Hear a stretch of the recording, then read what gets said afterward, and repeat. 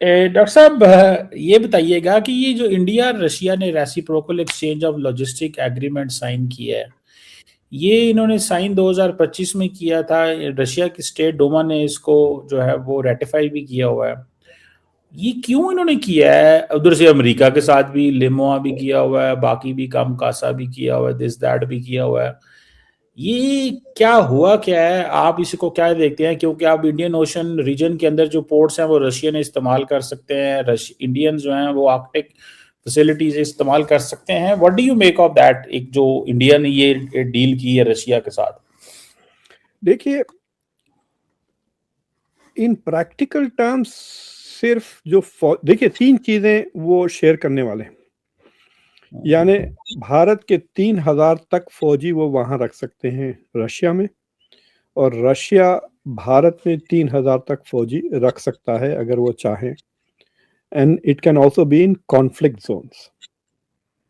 तो सोचिए आप, गिलगित बल्तिस्तान के बॉर्डर पर रशिया के 3000 फौजी तैनात हो, इट कैन हैपन। लेकिन उसका मतलब ये होगा, अगर इंडिया रिक्वेस्ट करती कि आप यहाँ पे लोकेट करें अपने फौजी को, तो रशिया कहेगा ठीक है, तुम यूक्रेन के बॉर्डर पे आ जाओ। तो but technically that is part of it. 3000 फौजी, 10 हवाई जहाज और 5 बोट्स। तो फॉर एग्जाम्पल, एक नई जंग शुरू होने वाली है, या कंपटीशन आप कह सकते हैं, फॉर द आर्कटिक। आर्कटिक का जो चाइना, रशिया, अमेरिका और यूरोप के बीच में जो मुकाबला चल रहा है to dominate the north pole का रीजन, भारत के पास कोई एक्सेस नहीं है। अब भारत को मिल जाएगा एक्सेस, अगर भारत अपनी रिसर्च शिप्स या नेवी की शिप्स रशियन पोर्ट्स में, वो भी नॉर्दर्न पोर्ट्स में तैनात कर सकता है। If India wants access, so they will have that। तो इंडिया के लिए it's a major strategic development.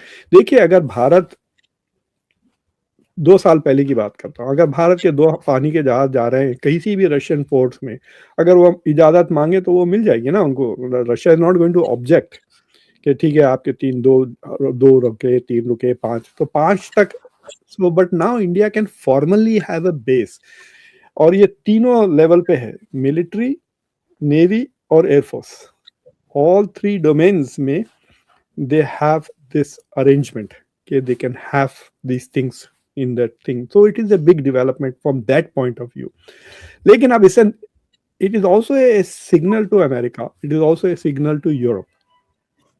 तो जहां अमेरिका का सवाल है, अमेरिका के लिए दिस इज लाइक अच्छा, अब देखिए आप, the United states, Xi Jinping से मिलने डोनाल्ड ट्रंप जा रहे हैं मई में 14-15 तारीख। आज उन्होंने ये भी कहा कि वो पाकिस्तान आ सकते हैं, लेकिन इंडिया तो नहीं आ रहे हैं। So it is looking as if to India के अमेरिका हैज डाउनग्रेडेड इंडिया। तो इंडिया कह रहा है ठीक है, हमारे पास दूसरे ऑप्शन है, और वो ऑप्शन रशिया है। आप फ्रीज हो गए क्या खमर साहब? नहीं, ऐसा लग रहा था क्या? हाँ, सो it is also India saying कि देखिए हमारे पास दूसरे ऑप्शंस हैं, और ये मुझे लगता है कि दोबारा India is going to enter into the military orbit of Russia. यानी इसका नतीजा ये भी होगा कि अब शायद भारत और मिलिट्री हथियार रशिया से खरीदने लगे, क्योंकि वो रफाले की deal is not going through, क्योंकि वो सॉफ्टवेयर का पैकेज उनको नहीं मिल रहा है। और दूसरी चीज़ ये है कि इट इज़ ऑल्सो पॉसिबल कि India might be buying Su-57, तो वो भी एक डील आगे बढ़ रही है। मतलब वो डिस्कशन दोबारा शुरू हो गया है। तो but I think it is a geopolitically कहिए, फ्रॉम ए डिप्लोमेटिकली कहिए, कि इंडिया ने एक मेजर सिग्नल वेस्ट को दिया है कि वी आर गेटिंग क्लोजर। और जिस तरह से रशिया और चाइना के ताल्लुकात बढ़ रहे हैं, अगर उसी तरह रशिया और इंडिया के ताल्लुकात बढ़ने लगे, तो देन वो जो RIC की बात हो रही थी, दैट बिकम्स मोर रियलिस्टिक ना, कि there is indeed such a thing as an RIC। तो वो आपकी बात ठीक है, लेकिन चाइनीज इसमें क्यों आएंगे इंडियंस के साथ? इंडिया के साथ नहीं आएंगे। It will not be like a triangle, but it will be like parallel relation, जैसा कि मिसाल के तौर पे आप देख लें अमेरिका की सऊदी अरेबिया के साथ ताल्लुकात है और अमेरिका के इजराइल के साथ ताल्लुकात है। इट डजंट मीन कि सऊदी अरेबिया इजराइल के ताल्लुकात है ना।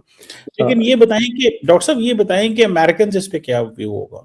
दे are going to be upset, they are going to be very upset, इसमें कोई शक की बात नहीं है।